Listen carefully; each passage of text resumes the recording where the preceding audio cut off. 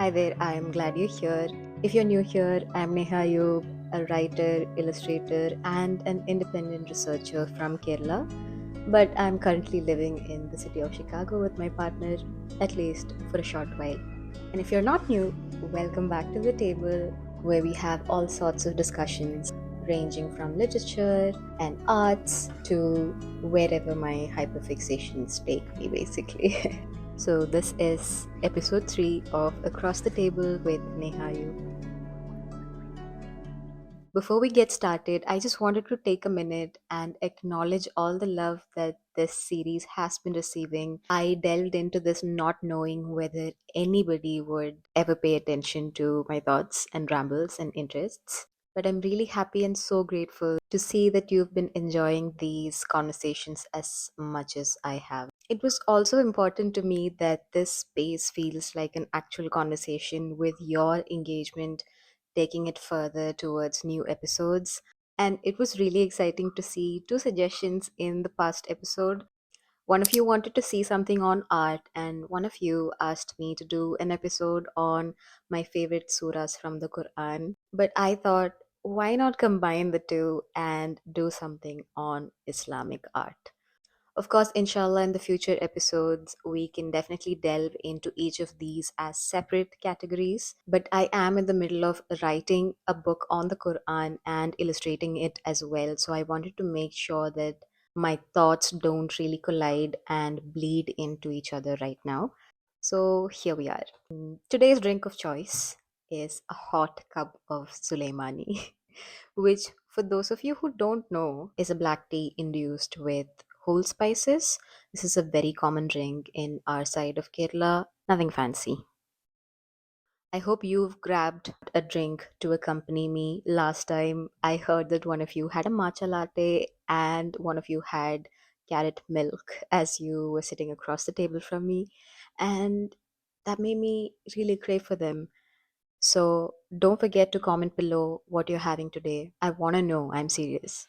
Okay, enough chit chat. To dig into today's topic, we're gonna have to go way back to a period before the existence of the Quran as the manuscript that we know and see today. We're gonna have to go back to the 7th century Arabia where poetry lived on the tongues of people. In a largely oral society where literacy was limited, language functioned as a primary means of preserving memory and transmitting knowledge across generations. And it was within this deeply oral and sonically attuned environment that the Quran first emerged in the early 7th century CE. According to Islamic history, revelation began in approximately 610 CE when the Prophet Muhammad would retreat by himself into the cave of Hira located in the mountains surrounding Mecca for periods of solitude and contemplation. During one of these retreats, in the month of Ramadan, he received the first revelation from Allah through the angel named Jibril. The opening command, Iqra, read or recite, marked the beginning of what Muslims understand as divine revelation.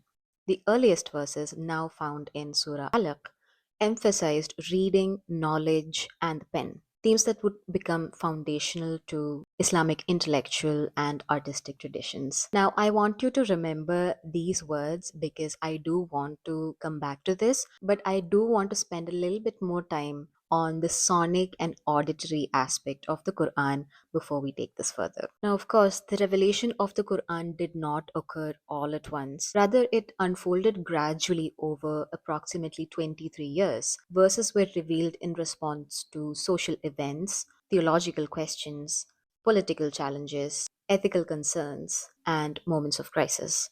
And this gradual mode of revelation also reinforced its oral nature. The Quran was first heard before it was written down. The Prophet Muhammad would recite these verses as they were revealed to him by the angels, which were then memorized by his companions, who further recited and transmitted them within the communal settings of the society.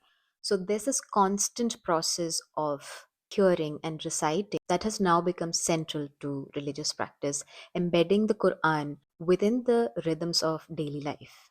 Now, what's interesting is the fact that all of this is happening within a society that is already known for their eloquence of speech, and yet early listeners of the Quran were immediately able to recognize the Quran's linguistic force. Although the Quran employed rhyme, rhythm, repetition, powerful imagery, and intricate sonic patterns, it did not resemble any of the earlier conventional poetic meters, nor did it resemble any ordinary prose. So its recitation moved through shifting cadences and rhetorical structures that produced a powerful new auditory experience for its listeners. In this sense, the Quran entered an already sophisticated oral culture while simultaneously transforming it. In his book Understanding the Quran, the scholar Muhammad Abdul Halim observes both followers and opponents of the Prophet recognized its literary supremacy and inimitability. Believers hearing it uttered on the spot by the Prophet and recognizing how different it was from the Prophet's day to day speech saw in this a further proof of its divine origin. One of his opponents, who was in awe of the power of the Quran's language, described it by saying, "It ascends to the heights and nothing ascends above it, and it crushes what is beneath it." We see that even the Arabic language was reshaped through this revelation, acquiring new theological, literary, and aesthetic dimensions. So, how then did an incredibly oral, recited text set into motion one of the world's most striking visual traditions? As Islam expanded beyond Arabia, preserving the revelation became increasingly urgent. During the Prophet's lifetime, verses were recorded on parchment, leather, bone, palm stalks, and other available materials, while many companions also continued to preserve the Quran primarily through memorization and recitation. However, following the death of the Prophet in 632 CE, efforts were undertaken to compile the revelation into a unified written codex, particularly during the caliphates of Abu Bakr and later Uthman ibn Affan. The resulting Mus'haf established a standard written form of the Quran across the rapidly growing Islamic world. Now, I primarily came to understand this written tradition through one of Martin Ling's books titled The Quranic Art of Calligraphy and Illumination, which I wanted to show you today. It's right here, but I will put up the visuals here. Something he said in his introduction was really interesting and put things into perspective for me. Like I mentioned before, the Arabs were known for their poetry and beauty of speech. And in relation to that, Links observes these people were in love with the beauty of their language and with the beauty of the human voice. There was absolutely no common measure between these two summits on the one hand and the ungainliness of the only available script on the other. Their disdain for writing showed a sense of values, and in the light of final results, it is legitimate to suppose that it was the reverse side of an openness to calligraphic inspiration, as much to say, since we have no choice but to write down the revelation, then let that written record be as powerful an experience for the eyes as the memorized record is for the ear when the verses are spoken or chanted. I feel like this passage beautifully captures a crucial historical tension at the heart of Islamic aesthetics: the gap between the extraordinary sonic sophistication of Arabic oral culture and this newfound need for a visually written early Arabic script.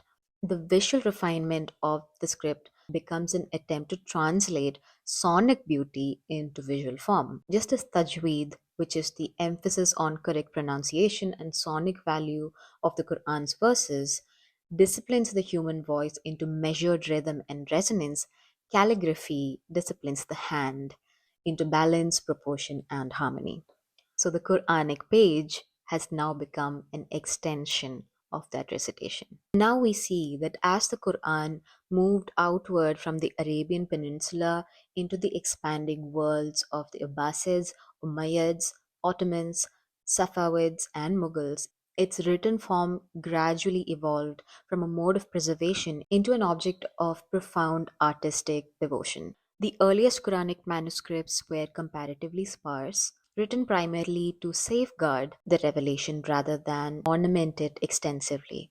Early scripts were known as Kufic. It was named Kufic because it originated in the city of Kufa in Iraq.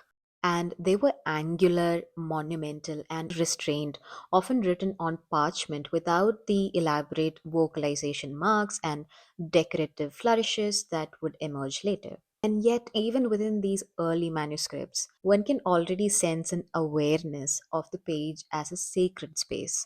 Wide margins, careful spacing, and measured script reveal an emerging visual discipline surrounding the divine speech. Because the Quran occupied a uniquely central position within Islamic civilization as the literal word of God in Arabic, extraordinary care was directed towards its transcription. Calligraphy eventually developed into a rigorous intellectual and spiritual practice governed by geometry and proportion. I'm not even going to attempt looking into geometry in Islamic art because that's going to need its own episode. By the 10th century, calligraphers such as Ibn Muqla devised new systemized scripts using mathematical relationships derived from the reed pen itself.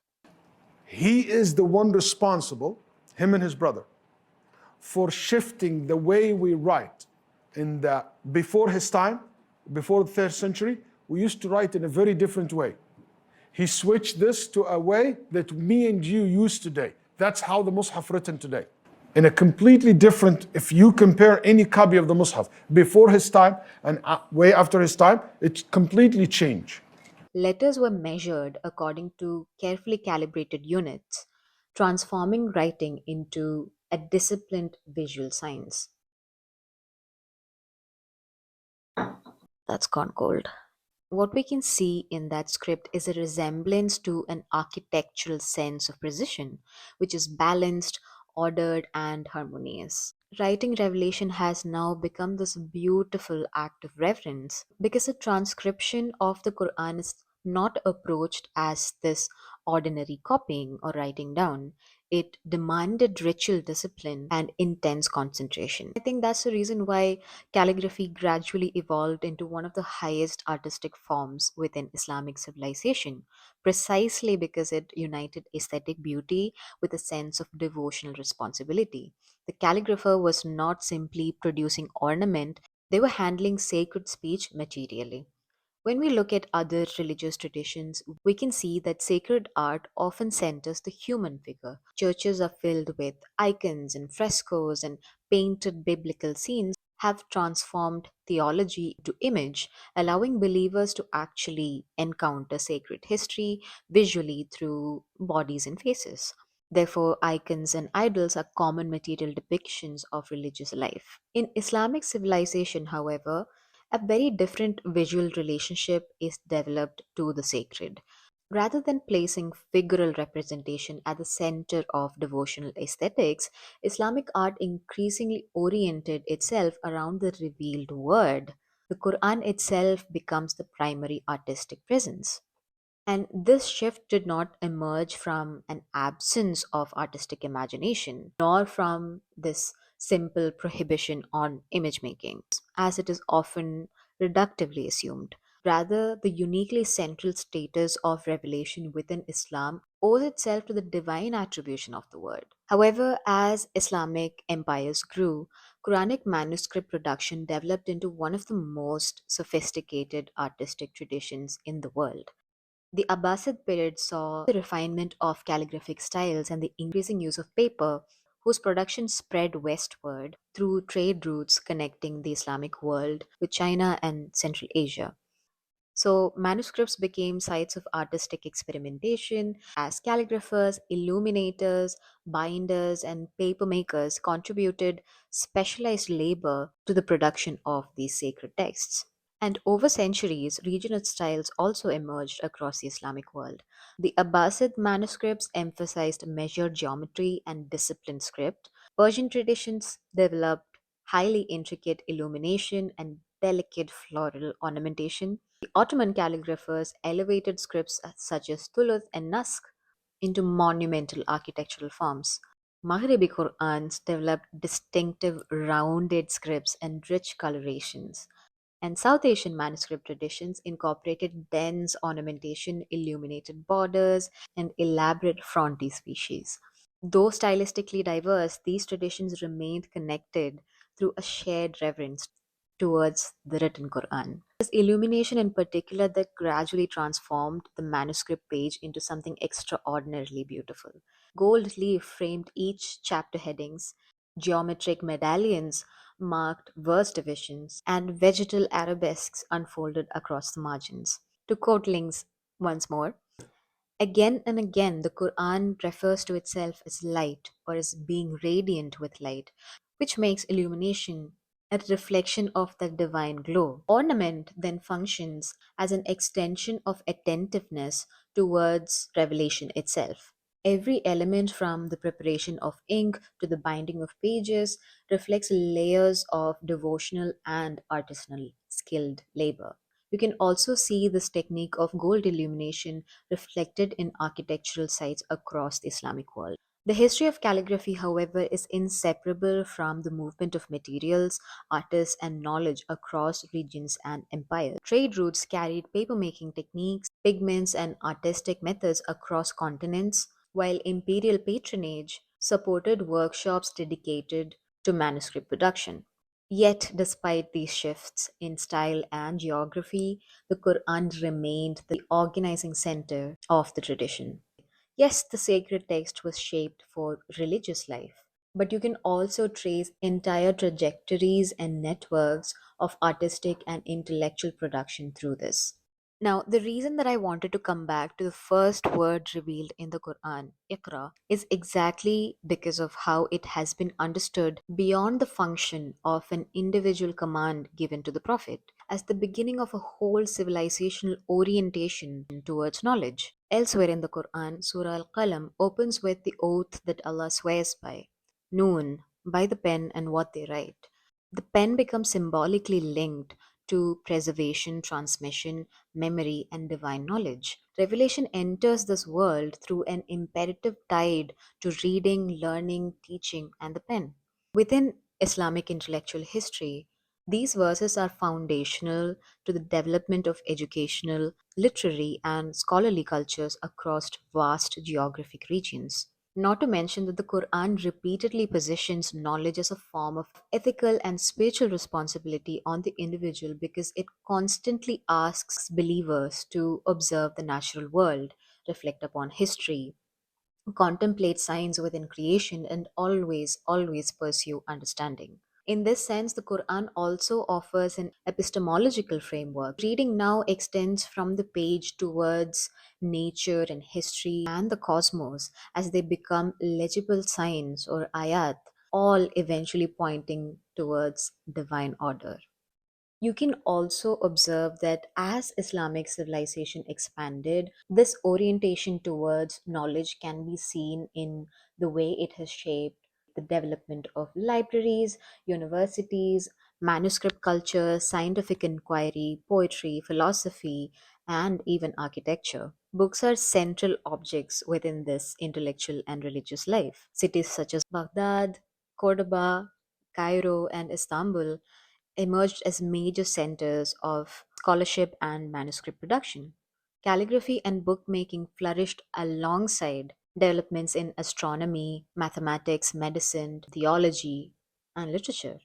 It's beautiful how the written word became embedded not only within the walls of masjids and obviously the manuscripts, but also within all facets of urban and public life. All throughout Islamic societies, you can see Quranic inscriptions adorning public buildings, ceramics, textiles, as you can see now, coins, and other everyday objects, embedding sacred language within the material environment of daily life. The Quran basically shaped how Muslims organized their spaces, how they saw beauty and memory and public visibility. Even on my own trip to Uzbekistan back in 2024, I could see how central the divine word was to the ornamentation of architecture and public life. Now, although the history of Islamic calligraphy is often narrated through celebrated male masters like Ibn Muqla and imperial workshops, women also participated in traditions of Quranic learning, manuscript culture, and sacred writing across Islamic history. Their contribution, however, were frequently underdocumented within formal archives, meaning that women's artistic and scholarly labor often survives only in fragments such as signed manuscripts, ijaza certificates, endowment records, and a few scattered historical references. But regardless of that, women were active not only as readers and memorizers of the Quran, but also as teachers, patrons of manuscripts, copyists, and in some cases, accomplished calligraphers trained within established artistic lineages. This participation becomes especially visible within the Ottoman world, where calligraphy had developed into a highly refined and institutionalized art form. Figures such as Sharifat Mahanim and Isma Ibrat Hanim, whose names I'm probably mispronouncing, gained recognition for their mastery of classical scripts and received formal certification within calligraphy traditions. However, what I could find from the very little information online about these women was that the problem remains in the cataloging of their works because female calligraphers were often asked to maintain humility, therefore, not sign their works. But I'm not very sure how accurate this information is because from what I read elsewhere, anonymity was meant to be maintained even by men while dealing with the divine word because all their work is supposed to point towards the creator and not the creation themselves. Oh, and I also found this tomb in Turkey built for Sherifat Mahanim, but information about this is in Turkish, so I couldn't really understand much from the bad online translations. So if any of you have more information on this, please feel free to educate me in the comments below. But today, across Turkey, Iran, the Arab world, South Asia, Europe, and North America, women artists and scholars continue to practice this tradition. Not to mention that contemporary practitioners not only work within this classical forms but also through experimental and interdisciplinary practices that combine calligraphy with other modes of artistic expression such as painting, installation, textiles, and even performance. They were symbolic, powerful images, and I wanted them to come alive. And the question was how. And then the idea of the animation came about. This seemed to be a good solution for me. I could write each of the frames by hand and then tell a story at the same time. And I think what all of this points towards is how integral beauty is to Islamic culture. These artistic forms are not really secondary additions to religious practice. They are the technologies of memory through which revelation remains alive across time. I still remember my first Quran because it was blue and the words were thick and beautifully elongated. That color and its subtle pink edges still take me back to my childhood and my first time attempting to learning the Quran. I also remember the green hardcover of the Qur'ans that I encountered in Makkah and its gold textured engravings that still evoke very tactile reverberations across my fingertips. And my most favorite, perhaps, is this tiny pink velvet Quran that Afnan, my partner, got me as a gift from Paris. Its beautiful miniatures reflect such grandeur that is so interestingly juxtaposed with its small size. What I'm trying to say through all of this is that beauty is a way of remembering, a way of paying attention, a way of ensuring that revelation does not just remain within the archives, but is also continually encountered and experienced through voice, through ink, through the movement of the hand and breath, and through generations still learning how to see, hear, and carry the sacred word forward. I can only pray that all of us get to stay in touch with that. That's all from me today. I hope you enjoyed this episode. I know it was not very conclusive or even very original in thought, but I do hope that it made you curious enough to sit through this with me and that it is enough to make you come back to this table for another cup of tea, another time in a new episode of Across the Table. I'll see you soon, inshallah. Thank you for watching.